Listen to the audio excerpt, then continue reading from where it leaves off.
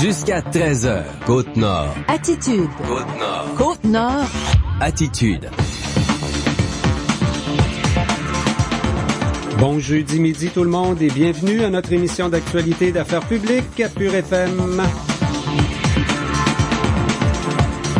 Jean Saint-Pierre et Tommy Auger ce midi à Côte-Nord Attitude. Bonjour Tommy. Hey, salut Jean. Un gros merci de m'avoir remplacé hier. Ben, ça fait plaisir. J'espère que toi, tu vas mieux. Oui, la santé est mieux. revenue. On a une émission assez chargée encore ce midi. Il y a plusieurs événements en fin de semaine importants, dont le 25e triathlon. Vous en avez glissé un mot hier, en parlant à Nicolas Méran. Mais là, on va aller plus à fond parce que c'est le 25e. Il y a beaucoup de nouveautés. On est fiers aussi de ce qu'on a, de notre triathlon du côté de Port-Cartier, là. C'est le directeur des loisirs, un des fondateurs du triathlon à Port-Cartier, Christian Lepage, qui sera avec nous en entrevue vers 12h25. Mais avant ça, tu as parlé ce matin au président directeur général du Centre intégré de santé et de services sociaux. On fait le point sur quelques sujets importants quand même, la santé. Le premier sujet que j'ai traité avec lui, c'est le fameux déficit. L'an dernier, c'était 4 millions et là, on vient d'annoncer 8 millions pour cette année. C'est de doubler le déficit comme ça, c'est pas drôle. On va encore couper, quoi? Ben, il y a des choses qui ont été ajoutées cette année, donc des dépenses supplémentaires, mais maintenant, il va falloir... l'objectif, c'est l'équilibre budgétaire. Si on continue d'augmenter d'année après année, ça sera pas drôle. Donc, j'ai parlé avec lui un peu, là, comment on peut voir le retour à l'équilibre, puis qu'est-ce qui a fait qu'on a un déficit comme ça cette année. J'en ai profité aussi pour parler avec lui de la nomination aujourd'hui même de la nouvelle directrice ressources humaines et communication au CI3S, Vicky Lapierre qui était annoncée ce matin. Oui. On sait, l'ancienne directrice, il y a eu des recours juridiques là dans ce dossier-là, tout est réglé, c'est pour ça qu'ils peuvent faire l'annonce ce matin. Et en fin d'entrevue, là, j'ai parlé avec lui du dossier là, des préfets, des maires de la MRC de la Côte-Nord là, qui sont pas très contents là, des communications avec le CI3S et le ministère de la Santé. À 12h15 environ, on diffuse cette entrevue avec le président directeur général du 6 Côte-Nord, Marc Fortin. Ça se peut, Tommy, une randonnée en VTT verte, écolo. C'est ce qu'on va faire en fin de semaine du côté de cette île. On appelle ça la randonnée Carbone Zéro. C'est organisé par le club des VTT, les Nord-Côtiers de cette île. Le vice-président du club, Stéphane Esleger, sera avec nous vers 12h40. Ben oui, on va aborder le dossier au conseil municipal à cette île cette semaine. On en a parlé des VTT, mais dans un tout autre ordre d'idée, de ceux qui sont délinquants et qui se promènent près en ville ou c'est comme proche plein d'autres choses, des résidences et sur les plages. C'est illégal sur les plages, les VTT. Stéphane Eslager va nous expliquer comment on fonctionne avec la fédération au niveau du club de VTT, les Nord-Côtiers. On entretient des sentiers balisés. Alors, c'est là qu'il faut aller faire du VTT. Donc, on va surtout parler de cette randonnée Carbone Zéro avec Stéphane Esleger vers 12h40. Et en fin d'émission, on reçoit Catherine Jourdain en direct. La directrice des Galeries Montagnaises de cette île, de Ouachat en fait, arrive du Yukon et présentement elle est à Ottawa. On va lui parler. En fait, elle participe à la conférence, comment est-ce qu'on appelle ça? La conférence des leaders économiques du gouverneur général du Canada. On a invité plusieurs autochtones à cette conférence. Je pense que Catherine, on ne se trompe pas en disant que c'est une femme autochtone leader dans son milieu. Et là, elle est allée s'outiller pour jouer ce rôle de leadership dans la communauté de Ouachat-Macmaliutenam. On lui parle en direct d'Ottawa. On devait lui parler plus tôt dans l'émission, mais elle a été pigée pour faire une allocution devant le groupe sur l'heure du midi ou au début. Alors, elle sera libre pour nous là après son allocution.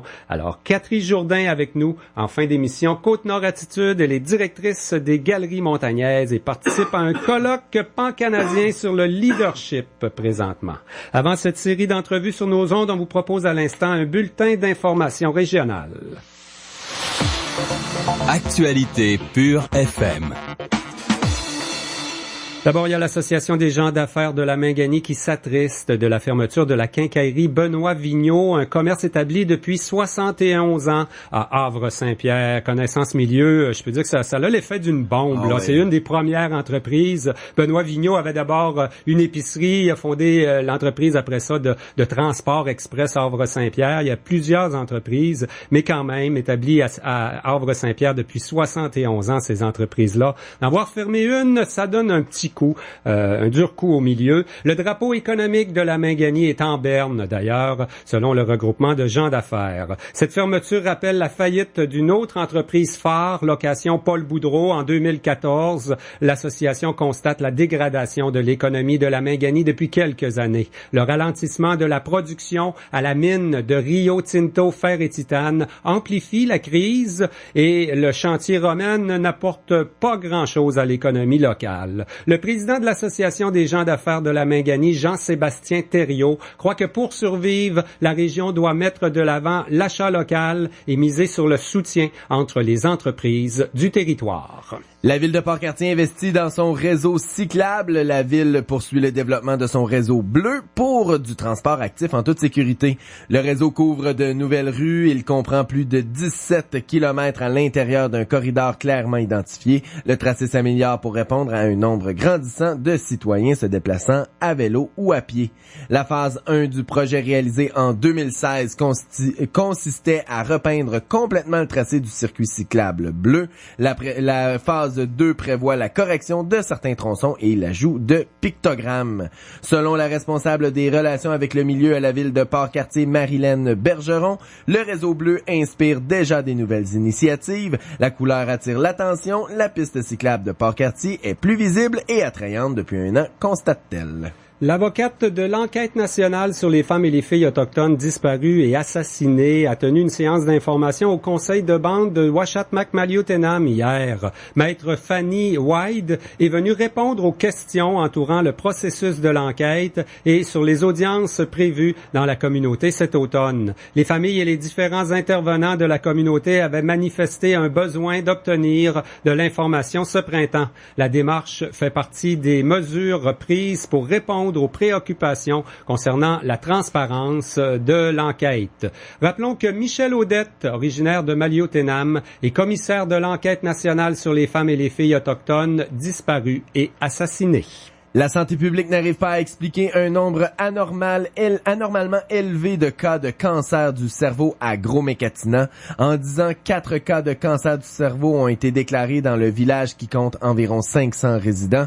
Toute proportion gardée, c'est 3 fois et demi plus élevé que la moyenne provinciale. Inquiet, le maire Randy Jones a alerté la santé publique en 2015 qui a décidé d'enquêter. Le rapport a été dévoilé à la population mardi. Le seul facteur environnemental reconnu pouvant expliquer le cancer du cerveau est la radiation. Au terme des recherches, aucune source active n'a été identifiée à Gros-Mécatina. Rien à ce jour ne permet donc vraiment d'expliquer la situation, mais la santé publique assure que le village est sécuritaire. Le maire affirme que la population est soulagée de se savoir en sécurité et prise en charge par la santé publique, qui continuera de surveiller la situation de près. Les nouveaux cas feront notamment l'objet de suivi. Les travailleurs d'Arbec à Port-Cartier ont accepté mardi l'entente de principe pour le renouvellement de leur contrat de travail. Les 138 syndiqués affiliés à Unifor ont voté à 96% pour l'entente. Le contrat sera d'une durée de 4 ans, plus une année d'option. Il prévoit une prime de signature et une bonification de 2% par année des salaires, ainsi que quelques améliorations des conditions de travail. Les travailleurs avaient rejeté la semaine dernière la dernière offre de la compagnie. On a renégocié au cours de la dernière fin de semaine une entente de principe. La convention d'Arbec à Port-Cartier est échue depuis 2015. L'entreprise peut maintenant se concentrer sur son projet d'expansion. On sait qu'on est en train de construire une usine de biocarburant à Port-Cartier. Et pour terminer, les policiers ont retrouvé hier 3 pêcheurs disparus dans le secteur du réservoir Manicouagan au nord de Bécomo. Un hélicoptère et un avion de la Société de protection de la forêt contre le feu ont participé aux recherches. C'est le gérant de la station du Mont-Grou qui avait signalé la disparition des villégiateurs. Les 3 pêcheurs ont subi un bris de moteur de bateau. Ils ont passé une nuit en forêt à une trentaine de kilomètres de leur campement. Dans quelques secondes, une entrevue avec le PDG du Centre intégré de santé et de services sociaux de la Côte-Nord. Attitude. Quand vous entrez dans une pharmacie affiliée à Accès Pharma chez Walmart, vous n'entendez pas de « OK, le 7e appel se mérite une paire de billets pour le super, méga cool, hot beach party avec nul autre que MC Gino. » Non, vous entendez seulement vos pharmaciens vous donner les meilleurs conseils et en plus, ils peuvent maintenant prescrire un médicament pour certaines conditions mineures. Les pharmaciens propriétaires affiliés à Accès Pharma chez Walmart, du service, de la santé et rien d'autre. Les pharmaciens propriétaires sont les seuls responsables de l'exercice de la pharmacie. Comme je le disais, la Ford C-Max Energy 2017 est une hybride rechargeable. 917! C'est le meilleur des deux mondes. 916,9? En ce moment, vous pouvez louer la SE pour 148 $ aux 2 semaines à 0% sur 48 mois avec 1445 $ d'acompte. 916,8? Je vois que vous avez remarqué son autonomie de 917 km. Oui, puis on va aller jusqu'au bout! Woo! Ben oui. Yo!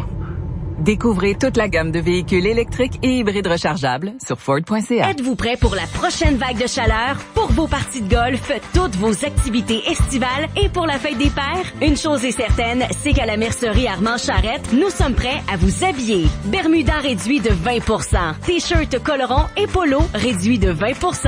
Jeans réduit de 20%. Et plusieurs autres suggestions en magasin. Encore indécis pour le cadeau de papa? Optez pour un chèque cadeau. Soyez prêts pour l'été avec les vêtements de la mercerie Armand Charrette, 459 Avenue Brochu. Jusqu'à 13h. Côte-Nord. Côte-Nord. Attitude. Pure FM. 94. Monsieur Fortin, la nouvelle est tombée là, sur l'exercice financier de cette année, donc 2016-2017, et ce sera un déficit pour le CI3S de la Côte-Nord de 8 millions de dollars.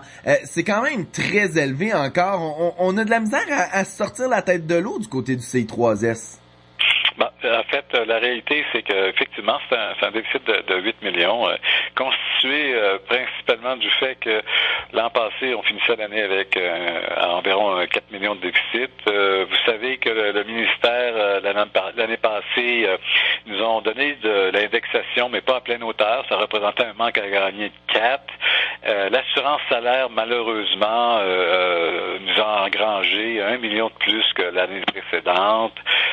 Et on a quand même ouvert des ressources intermédiaires, des places qui ont fait en sorte que ça coûte des sous et c'est des places qui n'étaient pas financées. Donc, si vous additionnez ces postes budgétaires-là, ça nous amène à 8 millions de déficit, effectivement. Il y a un 3 millions là, qui est venu du ministère là, pour venir aider justement quand on parle de salaire, quand on parle d'assurance également. Mais est-ce que, on réussit quand même à accumuler de l'argent, de mettre de l'argent de côté pour réussir? Parce que pour l'instant, le déficit s'accumule d'année en année. On parle de 4 millions là du déficit de l'an dernier. Là, on parle de 8 pour cette année. Est-ce qu'on va parler de 12 pour l'an prochain? On espère que non, évidemment, d'autant plus que cette année, on a un budget à pleine hauteur, c'est-à-dire qui couvre l'ensemble de nos dépenses et de nos indexations. On espère donc que ça s'empirera pas au cours du 17-18. Et c'est pour cette raison-là également que le conseil d'administration a accepté la proposition de demander au ministère de faire un accompagnement pour voir qu'est-ce qui va bien au niveau financier, mais quels sont les éléments qui nous créent de la difficulté. Parce que avant le 6 de la Côte-Nord, il y avait les C3S et certains vivaient des moments difficiles au niveau financier. Alors, nous, évidemment, quand on amalgame l'ensemble des organisations précédentes puis qu'on en crée le 6, on constate quand même une difficulté majeure. On a des projets d'amélioration, mais ça prend quelques années même. Alors, on veut voir d'un œil extérieur, y a-t-il quelque chose qu'on voit pas, nous, de l'interne, qu'il pourrait nous être identifié par des accompagnateurs. Alors, on espère bientôt avoir cet accompagnement pour en avoir le cœur net sur les finances de la Côte-Nord. Est-ce que les 16 mesures là, qui avaient été adoptées à un conseil d'administration en janvier, est-ce qu'on voit que ça porte pas les fruits qu'on espérait? Bien, on est en retard sur ces mesures-là, mais il est trop tôt pour juger. En cours, je dirais, au mois de décembre prochain, on va être en mesure de porter un jugement plus critique sur l'ensemble de nos projets d'optimisation et de transformation, parce que ce sont des projets qui s'échelonnaient pour plusieurs sur 2 ans. Alors, il faut prendre le temps de faire les choses. Et si on rencontre des difficultés sur un ou l'autre des projets, bien, on va en faire état, évidemment, au Conseil et à la population. Alors, c'est prématuré pour moi de vous dire si on va réussir à sauver des sous avec ces projets-là pour le moment. Donc, comme vous dites, là, les mesures sont plus à long terme, donc on est encore trop tôt. Ça fait à peine quelques mois là, qu'ils ont été mis en place. Par contre, tout à l'heure, vous avez parlé de salaire. On parle de hausse de masse salariale d'environ 1 million de dollars. Les gens se disent toujours, bon, les gens qui travaillent sur le terrain, les infirmières, les préposés, ceux qui sont sur le terrain font des concessions. Est-ce que en termes salarial, en termes de dépenses, dans les bureaux, dans l'administration, on fait aussi les efforts qu'on doit pour sauver de l'argent? Vous savez qu'on a annoncé que le taux d'encadrement est un des plus bas, là, parce qu'on a cadré beaucoup dans le personnel administratif, si on peut dire. Par contre, l'effet de ça, c'est que il y en a qui sont en essoufflement parce que la charge de travail est quand même lourde. Et c'est pour ça qu'on travaille avec nos associations de cadres à l'interne, mais aussi, depuis que la période de maraudage est terminée et qu'on connaît nos vis-à-vis syndicaux, on va travailler en collaboration avec eux pour voir comment on peut améliorer le climat de travail, puis surtout voir comment on peut réorganiser le travail pour répondre aux attentes de tout le monde. Dernièrement, là, on a annoncé un nouveau système qui allait être implanté là, au CI3S pour une meilleure gestion qui s'appelle Plaintree. C'est environ 100 000 $ qu'on a investi là, pour la première année pour implanter ce genre de démarche. Qu'est-ce qu'on veut faire avec cette démarche-là? Ça, c'est fort intéressant ce que vous mentionnez. L'approche Plaintree, tous les 6 CIUS du Québec ont adopté une approche quelconque. Il y en a d'autres. Il y a reprise en santé. Nous, on a opté pour Plaintree afin de travailler sur la mobilisation du personnel, mais aussi sur l'expérience client. C'est pour ça qu'on a choisi Plaintree, parce que l'approche Plaintree permet d'évaluer est-ce que l'usager, la population qui consomme des services sur le site de la Côte-Nord, est-ce qu'ils ont vivre une belle expérience clientèle, comment on les reçoit, comment on les traite, quelle satisfaction qu'ils ont. Alors, on veut avoir un portrait de ça. Ça, c'est un aspect important. Puis le deuxième aspect, comment on peut prendre mieux soin de notre monde? Qu'est-ce qui les préoccupe? Donc, il va y avoir une étude de climat de travail cet automne par l'approche Plaintree, et on va avoir des résultats de ça au cours de la fin de l'automne, et on va pouvoir donc avoir une input additionnelle pour voir comment on travaille avec nos employés pour leur bien-être au travail. Mais là, une dépense de 100 000 $ comme ça, on souhaite que ça soit rentable et que peut-être au bout de l'année, on ait sauvé plus que 100 000 $. Ce n'est pas une dépense, c'est un investissement. Okay. Donc c'est la différence dans les lignes comptables. On voit ça comme un investissement et non pas comme une dépense, mais il faut quand même resserrer les choses parce qu'il y a plusieurs projets sur la table. Qu'on pense au dispensaire urbain, quand on a posé la question au ministre Gaétan Barrette, il disait qu'il fallait que la situation financière du CIS se rétablisse ou du moins s'améliore avant de penser à instaurer ça. Il y a plusieurs projets qui sont sur la table mais qui dépendent de la situation financière. Oui, en principe, tous les projets de développement qui engrangent des sous additionnels, il faut démontrer au ministère qu'on est en contrôle de nos finances. Alors, il va sans dire que le projet du dispensaire urbain, même si on y croit forcément, il y a un bémol qui est l'équilibre budgétaire. Quand on aura démontré au ministère qu'on est en contrôle de nos dépenses de façon plus assidue, je crois que le ministère va être ouvert à annoncer le dispensaire urbain. Donc, on va souhaiter que la situation financière se rétablisse rapidement là, pour que des projets comme celui du dispensaire urbain, je crois que tout le monde est d'accord pour dire que c'est un beau projet et qu'on veut le voir arriver rapidement. On va souhaiter que le tout se rétablisse pour voir des beaux projets comme ça arriver. Un autre sujet que je voulais traiter avec vous ce matin, vous avez fait la nomination de la nouvelle directrice des ressources humaines, communication et affaires juridiques au CIS Côte-Nord. C'est Madame Vicky Lapierre. On le sait, là, il y a eu... c'était le temps que ce dossier-là se règle. Il y a même été question de dossier juridique avec l'ancienne directrice. On est très content de l'arrivée de Mme Lapierre. Vous savez, le conseil d'administration qui a procédé au processus de sélection, il y avait 3 membres du conseil, et accompagnés de ma PDG, Joanne Stavard et moi-même. Et on a mené à bien les 8 candidatures qu'on a reçues. On a retenu 5 en évaluation, et Mme Lapierre s'est démarquée de façon remarquable. C'était naturel pour le conseil d'administration d'approuver cette nomination-là. Donc, on a bon espoir, avec son dynamisme et cette capacité de mobilisatrice, qu'on va pouvoir redresser la situation des ressources humaines. Est-ce que le dossier avec l'ancienne directrice est réglé? Oui, tout à fait. Donc, c'est pour ça qu'on a pu faire l'annonce de la nouvelle nomination ce matin. Entre autres. Et elle rentre de manière immédiate, donc elle est tout de suite au travail ce matin, ou si ce n'est pas ce matin, ce sera dans les prochains jours. Elle a de grands défis à relever, principalement dans le domaine des ressources humaines. Oui, d'abord, elle rentre au travail ce matin très tôt. Elle a fait conférence téléphonique avec son personnel, parce qu'il y en a sur toute l'ensemble de la Côte-Nord. Elle a un plan d'action bien précis pour redresser la situation.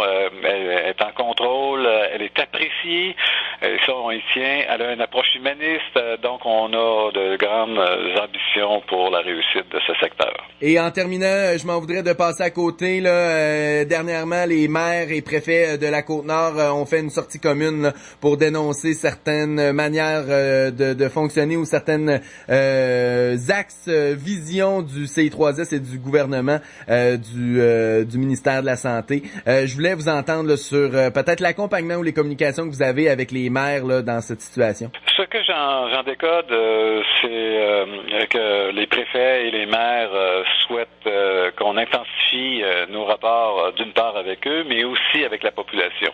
Alors, on est au service de la population, ils en sont les représentants, puis nous, on gère les deniers publics correspondant à leur impôt annuel. On a tout un plan de travail pour recentrer les communications avec ces groupes-là, et on va s'y attarder pas plus tard que cet automne. Pour le moment, on est en ligne droite avec l'information à la population le 12 juin prochain. Le 22 juin prochain. Pas le 12, c'est passé, lui.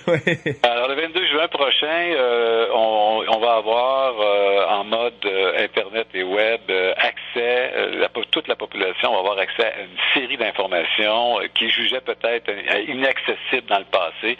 Donc, c'est un premier pas de démocratisation et d'accès à l'information pour l'ensemble de la population, et on va intensifier ça cet automne.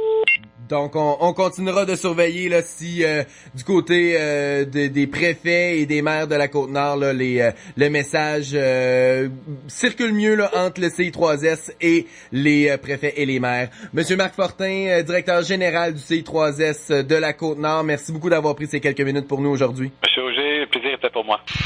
Jusqu'à 13h. Côte-Nord. Côte-Nord. Attitude.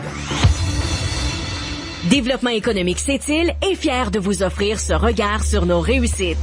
Mon nom est Steve Guillemette, je suis président du groupe G7. Mon rôle consiste à être en amont des projets à venir, d'être continuellement à l'affût des opportunités d'affaires. Mon entreprise est débutée en 2004. Depuis 2004, elle est continuellement en expansion. Pour moi, le plus grand défi, c'est à chaque matin d'avoir du travail pour garder mes gens qui sont à mon emploi, pour s'assurer qu'ils ne manqueront pas d'emploi et qu'on va continuer à avancer. Développement économique Sept-Îles, c'est un organisme qui nous vient en aide en étant toujours à l'affût des contrats à venir.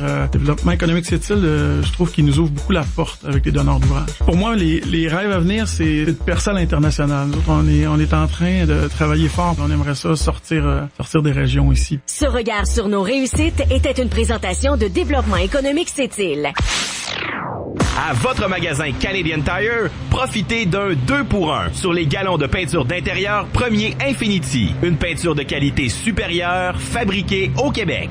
Achetez un galon de peinture d'intérieur Premier Infinity d'une valeur de 59,99 $ et obtenez le deuxième gratuitement. L'occasion parfaite de donner un coup de neuf à votre maison. Passez vite à votre Canadian Tire de Sept-Îles pour profiter de cette offre exclusive d'une durée limitée. Bonjour, ici Marc Poliquin, consultant pour BMR Lormat, Viamat et Matériaux Mingan. Quand on parle de BMR à la radio, on le sent tout de suite. Ça fait une très grosse différence, surtout quand on a des événements live dans nos magasins ou dans nos entreprises. C'est sûr que ça a du punch très rapidement. Faites confiance à Attraction Radio et découvrez la force d'Attraction. On dit souvent que le gazon est plus vert chez le voisin, mais pas chez nous. Parce que les experts Nutrit s'en occupent. Comment? Eh ben, il y a l'assurance verte du réseau d'experts Nutrit, par exemple. Ou le programme ProTerre qui me fait bénéficier de la saine protection de mon espace vert. Et surtout, leurs conseils de pro. Ce qui fait qu'en plus d'être verte, ma pelouse est en santé. Et ça, c'est bon pour l'environnement. Découvrez nos programmes de fertilisation sur expertnutrite.com. Faites comme moi cet été. Soyez fiers de votre pelouse. Nutrite Côte-Nord, 962-5269. Côte-Nord. Attitude. Pure FM 94. C'est le 25e triathlon qui se déroulera à Port-Cartier cette fin de semaine. Il y aura des nouveautés. Il y a une présidente d'honneur qui a fait les Olympiques de 2016 qui sera à Port-Cartier pour la fin de semaine également. On en parle avec Christian Lepage, un des fondateurs, le directeur des loisirs à la ville de Port-Cartier. Bonjour Christian. Bonjour Jean. Christian, on peut le rappeler, là, les origines du triathlon, c'était avec Madame Pitre, beaucoup, toi et Madame Pitre. Vous êtes encore très impliqués d'ailleurs. Ah oui, Gamuriel est là depuis 25 ans et moi aussi, les 25 années du triathlon. Tout ça a commencé en 1991 quand Muriel disait que sa sœur jumelle faisait du triathlon à Gatineau. Alors, elle, professeure d'éducation physique, moi, régisseur aux activités sportives ici à Port-Cartier. Je cherchais un moyen de pouvoir faire participer les gens à un événement de masse ici en région. Écoute, on n'avait pas de demi-marathon encore, on n'avait pas de marathon Mamou. La seule activité où ce qu'on pouvait apporter les gens à s'entraîner, c'était en organisant le triathlon. Ça fait que de là, on a eu vraiment une vague de gens qui se sont, on a vu beaucoup de vélos sur la 138, beaucoup de joggeurs, la piscine se sont remplies de nageurs. Fait que dans le but de participer à cet événement-là, qui est de fil en aiguille, est devenu de plus en plus populaire. Puis il y a 25 ans, on parlait pas de saines habitudes de vie puis de faire bouger les gens comme on le fait depuis 10-15 ans au Québec. Là, je voyais un mot sur le site internet du triathlon de Port-Cartier de Muriel Pitre, justement. Je pense qu'on a réussi en 25 ans à sensibiliser pas mal de monde et à faire bouger du monde. Oui, exact. Regarde, avec toutes les catégories qu'on est capable en mesure d'offrir à notre triathlon, n'importe qui peut, avec un peu de détermination, évidemment, de pouvoir s'entraîner pour participer à notre événement. On peut le faire en équipe. On a du duathlon, on a des initiations au triathlon parce que les distances sont beaucoup moindres. Fait que les gens maintenant sont en mesure, qu'ils veulent ou qu'ils veulent pas, de pouvoir participer à notre événement. Et Sarah-Anne Brault, c'est votre présidente d'honneur cette année. Elle sera là, donc, au triathlon. Elle participait aux Jeux olympiques de 2016 à Rio. Ça fait que c'est encore une athlète accomplie. Qu'est-ce qu'on lui fait faire à Port-Cartier cette fin de semaine? Elle va faire le triathlon? Moi, en tout cas, mon objectif premier, j'y ai pas mis de pression non plus, là. Elle va probablement être sur le circuit, évidemment, sans battre des temps, là, et quoi que ce soit de même, là, elle va être surtout là pour rencontrer les gens. Mon objectif, c'est vraiment qu'elle soit avec les tout petits. Vous savez, quand elle va se promener avec son tri-suit de l'équipe nationale, oui. Regarde, c'est toujours quand même impressionnant. On veut lui faire profiter également de la beauté de notre région. Vendredi, tour d'hélicoptère pour visiter le coin. Samedi, évidemment, elle passe toute la journée avec nous. Et le dimanche, regarde, elle, ce qui l'intéressait beaucoup, c'est la pêche au saumon. C'est qu'il a trouvé une super belle fosse avec un guide qui va lui montrer comment... Sur la rivière au Rocher, oui? Oui, c'est la rivière en pleine ville, juste au pied de la chute. Et la chanceuse. Ah oui, puis un gros merci à la CEPAC qui nous a fait une belle commandite pour ça. C'est le fun de voir qu'on la gâte un peu, mais c'est surtout le fun pour Port-Cartier, pour l'organisation du triathlon et pour les jeunes de recevoir une athlète olympique de Rio 2016 quand même. Exact. Regarde, nous autres, on a de la petite Claudel, là, Claudel Dumas qui s'entraîne avec nous, qui vise à faire les Jeux du Canada. De voir une personne comme ça qui va être en avant d'elle, écoute, ça va être une belle carotte si on veut là, pour pouvoir essayer de suivre Sarah-Anne. Fait que non, c'est vraiment tout un honneur. C'est vraiment, regarde, ça faisait longtemps qu'on voulait avoir un athlète olympique de triathlon, puis regarde, on a l'opportunité de l'avoir avec nous en fin de semaine. Oui, et puis malheureusement, Charles Paquette sera pas là, hein, il est à Ottawa, c'est le championnat canadien de triathlon à Ottawa. Claudel va être là, mais pour Charles, on va le voir quand même plus tard là, dans la semaine. J'imagine qu'on aurait aimé ça qu'il soit là. Il aurait même pu être votre président d'honneur, mais regarde, son agenda lui permet pas. Exactement, mais regarde, il n'y a pas le choix d'être à Ottawa. Écoute, c'est les championnats canadiens. Et évidemment, cette compétition-là lui apporte des points pour pouvoir participer à des Coupes du Monde. On sait que ça marche par cumulation de points. Donc, étant donné que c'est quand même une Coupe du Canada, un championnat canadien, les meilleurs auront des points pour pouvoir participer à Montréal en début à août à cette Coupe du Monde. Qu'est-ce qu'on nous prépare comme nouveauté là, pour la 25e édition, Christian? Le parcours parcours, tout ça, ça a changé un petit peu, hein? Oui, on est revenu à notre ancien parcours. L'ancien parcours, ben regarde, c'est quand même, on se servait des deux voies du boulevard, donc c'est un circuit fermé, c'est très rapide, c'est très sécuritaire, fait que les gens ont apprécié, les spectateurs sont tous massés sur le long du boulevard pour pouvoir encourager leurs athlètes, fait que c'est vraiment festif, c'est vraiment beaucoup plus convivial également. Ensuite de ça, on a rajouté, c'est sur une demande vraiment des enfants, de pouvoir avoir le duathlon, parce que le duathlon était seulement pour les adultes, et maintenant on a une portion pour les enfants. Fait que ça aussi, c'est une nouveauté. On est pratiquement unique au Québec qu'ils le font pour les enfants. Ils l'ont pour les adultes, mais pas pour les enfants. Mais nous, à Port-Cartier, bon, on regarde avec les activités parascolaires, les professeurs d'éducation physique et les bénévoles qui sont au niveau des commissions scolaires sont en mesure d'entraîner les enfants à faire le duathlon. Oui, on a un nouveau logo aussi au triathlon de Port-Cartier. Il y a comme en 3 sections, une vague, une chaîne de vélo puis une chaussure. C'est un peu ça? Il est vraiment beau, notre logo, et on en est fiers. Regarde beaucoup. Si on regarde même si on va voir les logos au niveau de la planète, au niveau du triathlon, c'est tout le temps des bonhommes allumettes ou des... Nous, notre logo, il est vraiment spécial cette année. Il est beau. Bon, on a des articles promotionnels qui vont être à vendre pendant notre événement. On a un chandail de top qualité qui va être à vendre également. C'est que on en est fiers vraiment de notre logo là. Je pense que c'est pour la première fois qu'on procédait uniquement à des inscriptions en ligne. Est-ce que ça a bien marché? On attend beaucoup de monde samedi? Ça a très très très bien marché. Regarde, tous les triathlons au Québec passent par la Fédération québécoise de triathlon et les inscriptions se font maintenant par web. Ça a très très très bien été. Je te dirais que l'année prochaine, on vise vraiment au niveau du système de chronométrage, le système à puce avec un genre de petit bracelet qui va à la cheville de l'athlète. En tout cas, de fil en aiguille, notre événement, ça s'est toujours amélioré. On fait toujours partie des plus beaux triathlons du Québec. Nous, on les court à la grandeur du Québec. On arrive de Joliette, on va aller à Valleyfield, on va aller à Victoriaville. Mais je peux vous dire que le triathlon de Port-Cartier, c'est une des plus belles organisations des triathlons au Québec. Et on a des gens, beaucoup de Sept-Îles, hein? On a toujours beaucoup d'inscriptions de Sept-Îles. C'est une ville un petit peu plus grosse, juste voisin. Les athlètes de Port-Cartier participent également. Vous avez un bon club à Port-Cartier pour le triathlon. Mais des gens d'un peu partout à la Côte-Nord, finalement. C'est un gros événement sportif régional. C'est un gros événement sportif régional. Et cette année, le club de natation de Sept-Îles nous arrive avec une vingtaine de nageurs. Tu sais, dans le but, c'est un peu comme nous quand on a parti le triathlon. Le but et objectif, c'est de pouvoir s'entraîner pour en arriver à un événement de masse.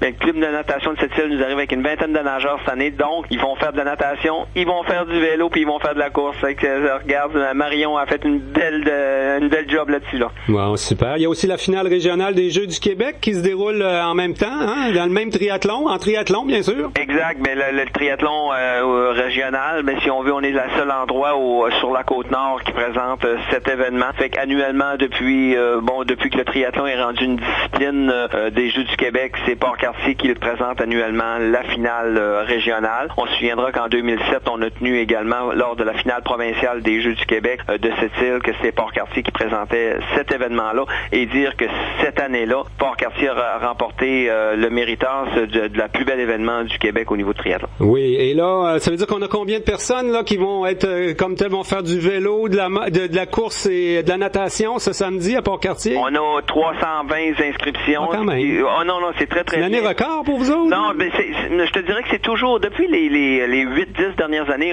c'est toujours dans ces nombre de participants-là.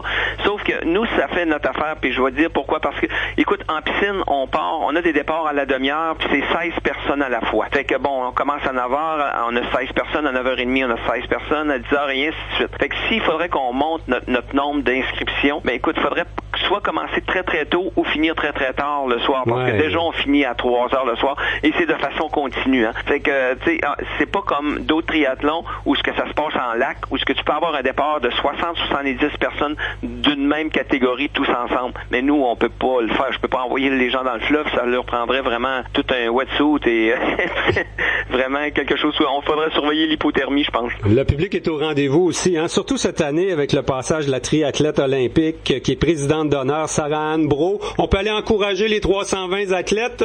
On s'installe où? On va le long de la piste de la route bleue, quoi, du circuit bleu? Non, c'est vraiment sur le long du boulevard des Îles. C'est vraiment là que ça se passe. Nous, on est unique au Québec parce qu'il annonce quand même un peu de pluie samedi. Regarde, le complexe sportif est ouvert. La zone de transition, on est unique au Québec qui ont une zone de transition intérieure.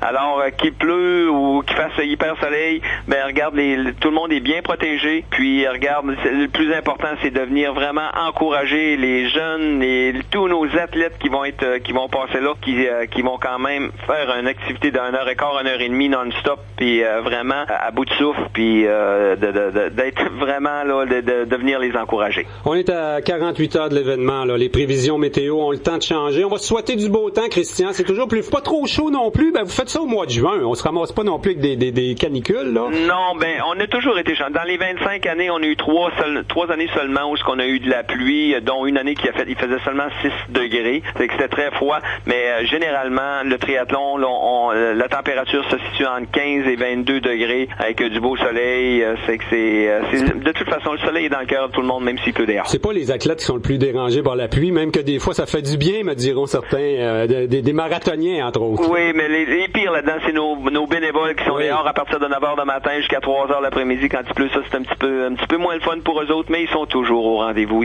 Les gens, nos bénévoles de Port-Cartier c'est des amours, là. Christian Lepage, un des cofondateurs du triathlon, c'est le 25e cette année. On donne rendez-vous à tout le monde à Port-Cartier. Un gros merci pour l'entrevue radio. Merci, Jean. Vous écoutez Côte-Nord Attitude, en direct du studio C'est-il Embellissement Nutri de Côte-Nord. Les invités de nos émissions sont accueillis dans le salon VIP Resto-Bar L'Ambiance. Le Resto-Bar L'Ambiance, l'endroit idéal pour bien manger dans une ambiance décontractée. J'ai eu 25%. J'ai eu 25%. Pas, faut que je te parle. J'ai eu 25%. 25%. Pas, j'ai eu 25%. Pis c'est pas à cause que je me suis acheté un RAM. C'est le mois du RAM chez vos concessionnaires RAM du Québec. Profitez dès maintenant d'un rabais de 25% sur le PDSF de tous les modèles RAM 1500 2017, ce qui représente des rabais allant jusqu'à 18 000 $. Des conditions s'appliquent, détails dans les journaux et chez vos concessionnaires Chrysler, Dodge, Jeep et Ram. Chez Sport Expert de Place de Ville, la fête des pères, on aime ça pour vrai. Achetez un article pour papa et le deuxième est à 50% de rabais. En plus d'un grand choix d'idées cadeaux, jusqu'à 50% de rabais. Et on a plein d'autres spéciaux pour vous en magasin. Vélo hybride pour homme ou femme Nakamura Rouen à 289,99 $, un rabais de 100 $. Vêtements et chaussures pour femmes et juniors, jusqu'à 40% de rabais. Leggings pour femmes Lolé, 53,99 $, 40% de rabais. Chez Sport Expert de Place de Ville. Sport Expert, meilleure forme, meilleure vie. Parole de vrai mangeur. Qu'est-ce que j'ai mis dans ma pizza? Hey, c'est personnel, ça, comme question. Pour ses 50 ans, Mike's vous offre la pizza parfaite. Choisissez vos ingrédients et créez une pizza garnie à votre goût. Toujours Mike's. Jusqu'à 13h. Côte-Nord. Côte-Nord. Attitude. Pure FM 94.1. On va parler d'une randonnée en VTT qui a lieu cette fin de semaine avec le vice-président du club de VTT Les Nord-Côtiers, Stéphane Eslegar. Bonjour. Bonjour, Jean. Stéphane, le club, là, Les Nord-Côtiers, c'est surtout des gens de Sept-Îles ou si c'est régional, là, Sept-Îles-Port-Cartier? Il y a 2 clubs, je pense, dans le secteur ici, hein? Oui, il y en a un à Sept-Îles, il y en a un à Port-Cartier. Alors, le club de Les Nord-Côtiers, qu'on appelle Les Nord-Côtiers, c'est celui de Sept-Îles. C'est ça. Parle-nous d'abord de la randonnée, là, Carbone Zéro. Ça a lieu dès samedi à 9h30. On se donne rendez-vous où? Au garage Hot-Pic, tout près du site d'enfouissement sanitaire à Sept-Îles, vers le lac d'Aigle. OK, au garage Hot-Pic. C'est de là qu'on part. C'est les bons endroits, ça, pour faire du VTT. Oui. Quand on parle de Carbone Zéro, ça c'est un petit côté écolo, là. Ça consiste à planter des arbres qui, eux, captent du carbone. Donc, les gaz à effet de serre qu'on émet avec nos VTT, c'est capté par les arbres. Fait qu'un arbre est capable de capter 24 km d'une randonnée. Donc, cette année, on va planter 450 plants d'arbres, ça va capter 10 800 km, une randonnée de 10 800 km. Donc, on devrait enrayer probablement la totalité des randonnées qui vont se faire en VTT à cette île-là. Vous êtes en train d'effacer les traces des VTT, là, les traces de pollution qu'on peut laisser en VTT quand on se promène dans les sentiers. C'est ça. C'est quand même un beau geste. C'est pas la première fois que ça se fait, je pense, à cette île, hein? Ça va être la 2e édition. Puis nous, on on s'est donné comme mission de faire ça chaque année. Là. Ouais, on avait planté autant d'arbres l'an dernier? Non, l'an dernier, on a planté 150. Bon, et ça vient d'où l'idée, Stéphane? C'est le club, là, on s'est rencontrés à un moment donné, puis il y a quelqu'un qui a eu une idée verte, là. C'est parti, ça, là, quelques années, là, dans le coin de Québec. Un club a décidé ça, puis là, ben, ça a comme lancé, ça a émergé envers les autres clubs. Là, il y a une couple de clubs qui ont embarqué. C'est pas encore tous les clubs, mais je souhaite qu'à un moment donné, ça va se réaliser dans tous les clubs du Québec. Il y en a de plus en plus des adeptes de VTT. Bon, on en parlait cette semaine là au conseil municipal de Sept-Îles. C'est sûr qu'il y a des endroits où il faut circuler, puis d'autres où on est moins bienvenu. Hein? Normalement, les amateurs de VTT savent ça. Il y a juste quelques délinquants qui dérangent toujours. Toujours ceux qui veulent pas prendre le droit d'accès, là, qui nous posent problème, fait que ça nous fait de l'ombre un peu là, parmi ces gens-là. Quand des conseillères comme Louisette Cateau dénoncent les gens qui se promènent sur les plages, les gens qui se promènent trop proches des résidences et des marcheurs, là, c'est pas vous autres, ça. C'est du monde en VTT qui prennent pas leur carte de membre des clubs, là. Nous, on va pas sur les plages. De toute façon, on n'a pas le droit. C'est interdit par la loi. Donc, on n'a pas d'affaire à aller sur les plages. J'entendais le maire de Sept-Îles dire cette semaine que le terrain de jeu est grand pour les amateurs de VTT sur la Côte-Nord. À Sept-Îles, il y a plein d'endroits, là. Des chemins forestiers, ça manque pas quand même, là. On part du lac d'Aigle en fin de semaine. Il y en a plusieurs dans ce coin-là, justement. Oui, ben on a un sentier là, qui part de la rivière Moisy, du pont de la rivière Moisy, qui se rend en haut de la côte à Jambon. Et ça, c'est le terrain de jeu pour Sept-Îles. Ça donne à peu près 180 km de sentier. Puis le sentier, mais présentement, se rend jusqu'à Godbout pour pouvoir prendre le bateau et qu'on puisse traverser sur la rive sud là, puis aller se promener dans un autre terrain de jeu. Quand même intéressant, c'est bien développé. Il y a plusieurs clubs sur la Côte-Nord. Ils fonctionnent en fédération, je pense, hein? Oui, avec la Fédération québécoise des clubs quad. On est regroupés dans cette fédération-là. Il y a 5 clubs sur la Côte-Nord. Il y en a un à Sept-Îles, à Port-Cartier, à Bécomo. Après ça, il y a comme 5 petites municipalités à Forestville. Qui sont regroupées dans un seul club. Regroupées dans un, puis à Fermont, dans le nord. Bon, donc il n'y en a pas plus loin, là, vers Havre-Saint-Pierre, la Basse-Côte. Tout le monde font du VTT par là aussi, pourtant. J'imagine. C'est sûr que peut-être qu'un jour, on va se rendre là, on ne sait pas encore. Ouais, les avantages de fonctionner avec un club, Stéphane, là, c'est pas juste une carte de membre, hein, c'est qu'on contribue pour l'entretien des sentiers, les baliser aussi, mettre de la signalisation, c'est ça qu'on fait? Oui, c'est ce qu'on fait présentement. Là, on a commencé notre saison estivale. Nous, on fait du VTT juste l'été présentement. Donc là, on a recommencé nos entretiens de sentiers qui se fait là, du côté est autant que du côté ouest. Donc cette année, on a ajouté un équipement à notre arsenal. On s'est doté d'une débroussailleuse là, pour couper les branches d'arbres qui nous causent problème là, dans certains sentiers. On utilise quoi? Je pense qu'on a des ententes avec les clubs de motoneigistes, la fédération. On utilise pas mal les mêmes secteurs. Là, on passe aux mêmes endroits que le sentier motoneige. C'est sûr qu'à certains endroits, on n'a pas le choix de passer comme où il y a des ponts, des traverses de chemin. On n'a pas le choix de passer à la même place qu'eux. Disons que si on entrait l'hiver, ça serait ça aussi. Oui, il y en a de plus en plus. Ils ne sont pas là l'été. Donc nous, l'été, on a le choix. Il y en a de plus en plus des gens qui sont équipés, qui ont des gros VTT puis qui en font 12 mois par année, quoi. Il y a des places, oui, qui font ça 12 mois par année. Il y a d'autres places dans le centre du Québec où les terres cultivables, ils peuvent juste en faire l'hiver. Parce que l'été, ben, c'est les cultivateurs qui prennent les champs. Qui laissent pas passer nécessairement, ouais. C'est normal. Et ici à Sept-Îles, ben, c'est ça. On peut rappeler aux gens qu'il y a des endroits pour faire ça. C'est bien entretenu, c'est bien balisé. Souvent, c'est qu'on veut partir avec son VTT de la maison, quoi, mais on peut circuler très tranquillement là, quand on se rend jusqu'à son sentier, finalement. Si on est prêt, ben, on n'a pas vraiment l'autorisation là, de la police, disons.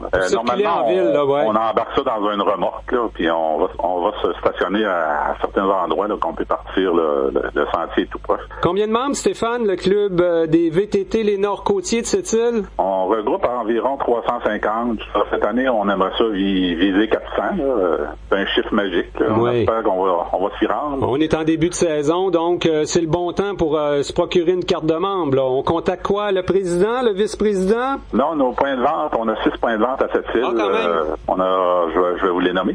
Marché Séjour au Parc Ferland. Après ça, Atelier La Forge Sept-Îles, Honda Produits récréatifs, Champion Sport, Sept-Îles Motorsport et le magasin tout près du stade Holiday. Là. Ben, c'est quand même assez. Il y a plusieurs endroits où on peut se rendre, aller chercher des cartes de membres. Et samedi, ben, je rappelle le rendez-vous, c'est à 9h30 dans le secteur du Lac d'Aigle. La randonnée, comment on l'appelle? Le Carbone Zéro? Le randonnée à bilan Carbone Zéro. La randonnée à bilan Carbone Zéro où on va poser un geste pour l'environnement en plus.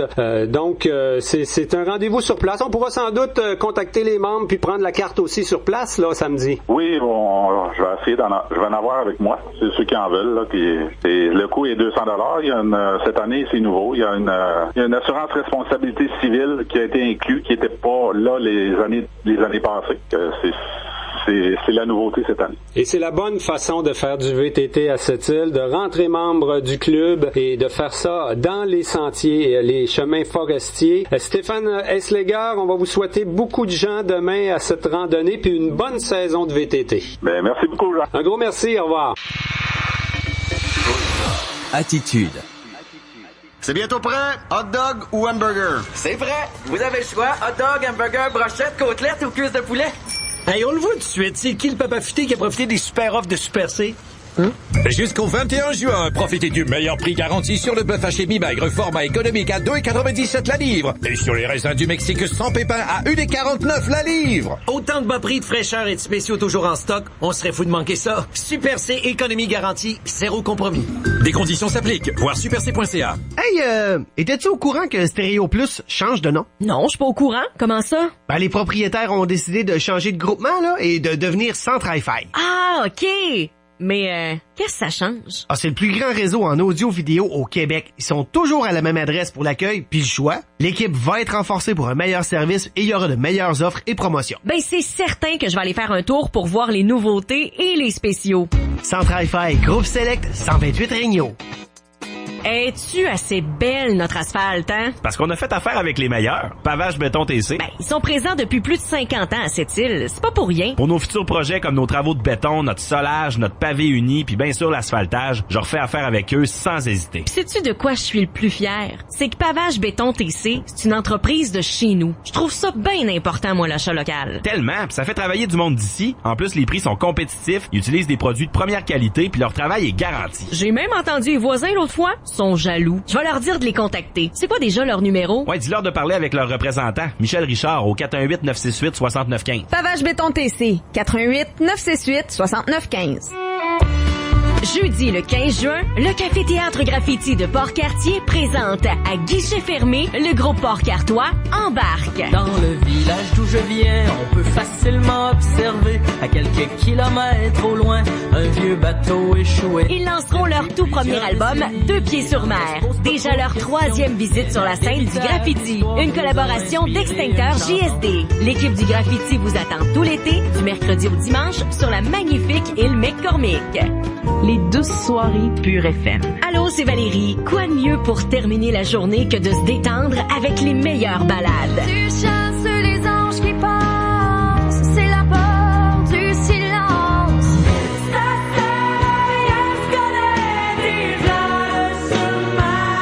Ne m'oublie pas quand il te serre dans ses bras.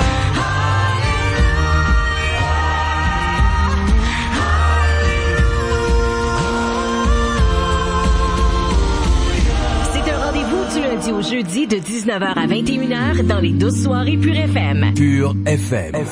94.1. Le party du vendredi.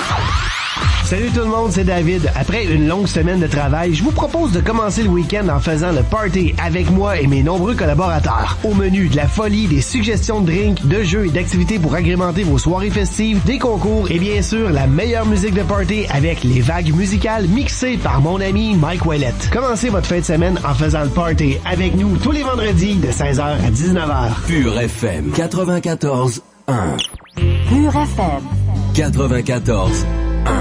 Une station Attraction Radio. Côte-Nord. Attitude. Pure FM 94.1. Ben, Tommy, j'avais hâte de parler ce midi à Catherine Jourdain. Elle est à Ottawa. Elle arrive de la Colombie-Britannique et du Yukon. Elle participe à un événement exceptionnel. Ça s'appelle la Conférence canadienne du gouverneur général sur le leadership. Une femme autochtone de chez nous, qui est rendue quand même directrice des galeries montagnaises. On la rejoint donc par téléphone à Ottawa. Catherine Jourdain, bonjour. Bonjour, bon midi. Hey, c'est un événement assez spécial. J'ai regardé le site Internet, là. Il y a eu beaucoup de discussions par groupe. Ça se déroulait en 3 parties, hein? Exactement. La conférence, en fait, ce que c'est 260 personnes cette année qui se sont rejoints à Whistler pour une plénière d'ouverture. Donc, on a eu droit à des speeches, des gens qui venaient de la Cour suprême, par exemple, de Google, de toutes sortes de gens. Et par la suite, on se split, si on veut, en groupes d'études à travers le pays. Donc, moi, j'ai eu la chance de faire partie du groupe d'études du Yukon. Donc, on a passé 9 jours au Yukon à explorer toutes sortes d'endroits, à rencontrer toutes sortes d'intervenants, que ce soit du milieu social, du milieu du développement économique, des OSBL, beaucoup de contenu autochtone. Et là, on est de retour à Ottawa pour la plénière de fermeture, qui est en fait la présentation du contenu là, que les équipes ont ramassé à travers ce voyage d'études-là. Et toi, ton équipe, vous venez juste de faire votre présentation, là. Ça s'est fait sur l'heure du midi aujourd'hui. T'avais un beau groupe? Ah, absolument. Ça a été agréable.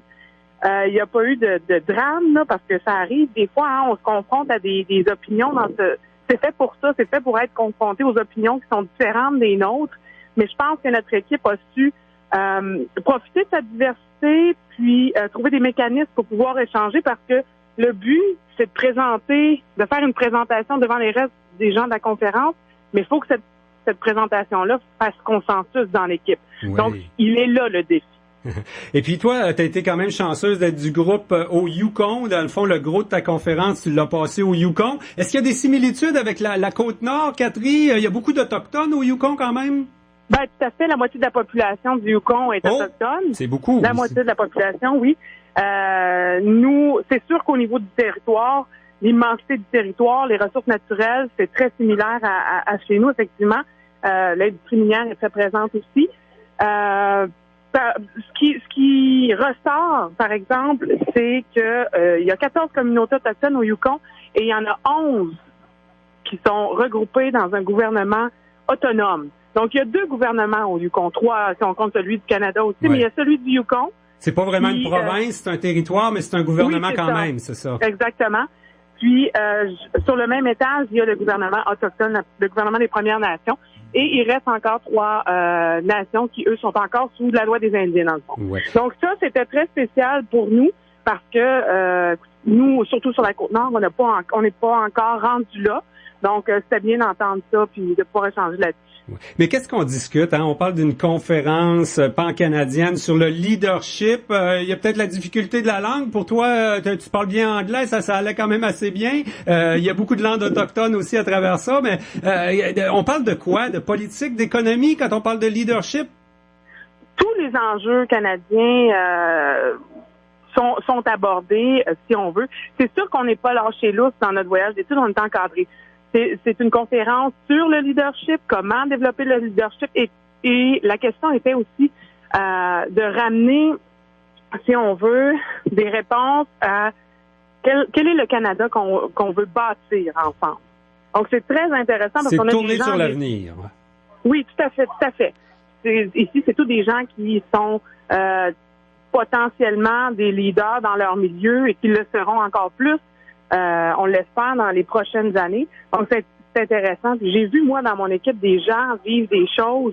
Écoute, tout le monde pense connaître les Premières Nations. J'ai vu des gens sous le choc d'entendre vraiment comment ça se passait ou ce qui était arrivé avec, par exemple, les pensionnats, tout ça. On pense que c'est connu, hein. Souvent, nous, on l'entend souvent dans la communauté, l'histoire, tout ça. Mais vraiment, les gens, là, ça permet de bien connaître son Canada. Catherine, qu'est-ce que tu veux rapporter chez toi de cette expérience? Qu'est-ce que tu veux réutiliser là, de l'expérience que tu es en train de vivre? Ben, c'est le fun parce que moi, j'ai trouvé une chose particulière que j'aimerais ramener chez nous. c'est toute la question de la réconciliation entre les peuples autochtones et non autochtones. Donc, moi, je suis chanceuse parce que j'ai un des co-directeurs qui est dans le fond qui est directeur de l'organisme là, pour la réconciliation là, entre les premiers peuples et les Canadiens dans mon équipe. Donc là, moi, j'ai un bon contact et c'est vraiment, vous le savez, quelque chose qui me tient à cœur, moi, les bonnes relations entre autochtones et les gens de la ville de Sept-Îles, de la région. Donc, c'est sûr que j'aimerais être plus proactive en ce sens-là à mon retour. Puis j'ai des outils, des connexions, des connaissances pour le faire. Ouais, une cohabitation harmonieuse, c'est ce que tu souhaites à Sept-Îles, Ouachat, Macmaliau-Tenam, là. C'est un peu ton objectif après tout ça. Maintenant, des Autochtones à l'intérieur de cette conférence-là, est-ce qu'il y en avait beaucoup? Des femmes autochtones aussi? T'étais pas la seule quand même, là. Non, sur 260 participants, il y a 50 Autochtones. Et c'est beaucoup parce que quand on pense à l'édition précédente, il y en avait entre 20 et 30. Et comme femme autochtone, dis-moi, est-ce que c'est plus difficile d'exercer un leadership là? La situation des femmes a beaucoup progressé au Québec. Là, on en voit dans toutes les sphères maintenant de l'économie, des femmes chefs d'entreprise. On en voit beaucoup, mais chez les autochtones, t'es pas tout seul, mais il y en a pas beaucoup quand même. Ben, je vous dirais au niveau administratif, si je regarde le conseil de bande à Ouachat-Macmaliau-Tenam, je pense que je peux avancer que la majorité des directions, des postes de direction des secteurs sont occupés par des femmes. Donc, c'est sûr que les femmes autochtones prennent de plus en plus leur place. On en voit de plus en plus dans la politique aussi. Oui, par contre, nous, on n'a pas encore élu une femme chef dans notre communauté. Il y en a qui se sont présentées. Malheureusement, elles n'ont pas accédé au poste, mais je pense que ça tardera pas. Okay. Mais c'est sûr que ça prend du cran il faut briser le plafond de verre là, qui est au-dessus de nous là, pour continuer d'avancer. Et là, comment tu perçois ton rôle là? Tu l'as parlé, ce que tu souhaites, c'est une cohabitation harmonieuse. Tu as un rôle à jouer tant auprès des Inuits finalement que des Blancs, hein? Parce que quand on parle de racisme, il peut en avoir des deux côtés aussi là. Exercer ton leadership, ça va se faire différemment suite à cette conférence-là. Là. Ben, définitivement, je pense que nous, on est dans une situation partout au Canada, mais particulièrement chez nous, dans une situation d'interdépendance entre nos deux communautés. Donc, c'est important de travailler à ça. Maintenant, je vais voir si c'est fait ailleurs. Comment on peut travailler concrètement, en arriver concrètement à des résultats avec la réconciliation. Puis, c'est ce que j'aimerais faire. Mais c'est ce que j'aimerais m'impliquer là, tu sais, dedans. En tout cas, moi, je suis convaincu que Catherine Jourdain, avec ce bagage-là, va de plus en plus devenir un modèle pour les femmes autochtones de sa communauté, une personne qu'on consulte, avec qui on veut travailler, bâtir des projets. Toi, tes modèles, Catherine, il a fallu que tu en ailles quand même pour en venir où ce que tu es là. Il y a des gens qui t'ont inspiré quand même dans ta communauté. Oui, définitivement. Si je pense justement à toutes ces femmes-là qui sont dans les directions, les postes de direction, beaucoup d'organisations aussi je pense à l'Institut Chagabet, je pense c'est des postes qui sont actuellement, c'est des femmes qui sont actuellement en poste dans les postes de direction. Donc c'est toutes des femmes au parcours super inspirant.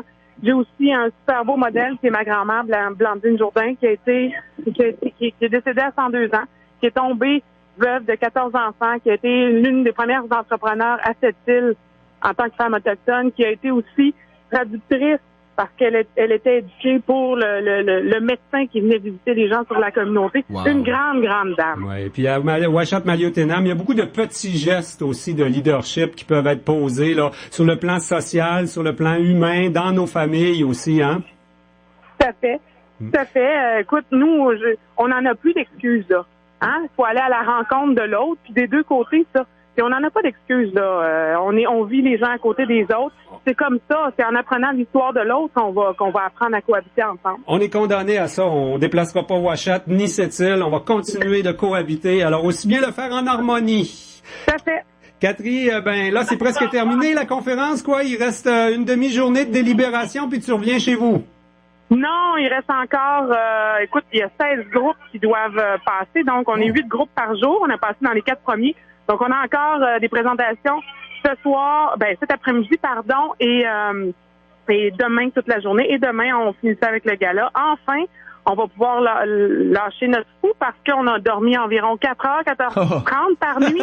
On a eu des grosses journées. On a débuissé Il y a eu des grosses discussions tard le Avec soir un décalage sur des sujets. horaire en plus, hein, Oui, de la c'est- Colombie, retour à Ottawa. Il y a un changement d'heure là-dedans, là. Oui, j'ai envoyé des belles photos sur mes comptes de réseaux sociaux, mais ce n'était pas des vacances. Ouais, ben c'est ça. Ça a été quand même 15 jours assez intenses là, qui se complètent demain. La conférence canadienne du gouverneur général sur le leadership. Est-ce qu'il était là, le gouverneur général? Il y a des Oui, sénateurs tout à fait. là-dedans, hein? Il y a des personnages importants. Ben oui, il était là, puis nous, suite à notre présentation, il s'adresse à pratiquement chacun des participants pour avoir les inputs ou poser des questions. Donc, il est très impliqué dans cette conférence-là. J'invite aussi, moi, j'ai reçu, j'avais pas connaissance de cette conférence-là. J'ai reçu une lettre de quelqu'un qui m'invitait à m'inscrire, mais tout le monde peut le faire, hein, en allant sur le site.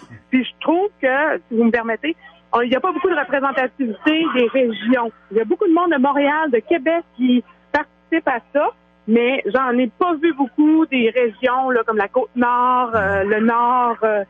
Pourtant, on a des c'est- besoins. On a besoin de leaders en région, ça c'est Ouais, clair. C'est Ben, ça, tout à fait. Catherine Jourdain, un gros merci d'avoir pris du temps avec nous en direct à partir d'Ottawa ce midi. Ben merci beaucoup. Bon retour, bonne fin de colloque. Au revoir. Merci, au revoir. Ben, Tommy, un gros merci pour Hey, ça fait plaisir. ta collaboration exceptionnelle. 3 fois sur 4 à Côte-Nord Attitude cette semaine. Pas fait moyen au bâton cette semaine. Bon moyen au bâton. Il frappe pour 750. le gars.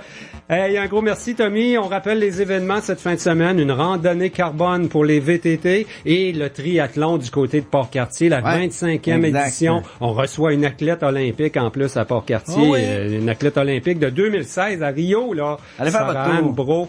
Alors voilà, bon triathlon tout le monde. Au revoir.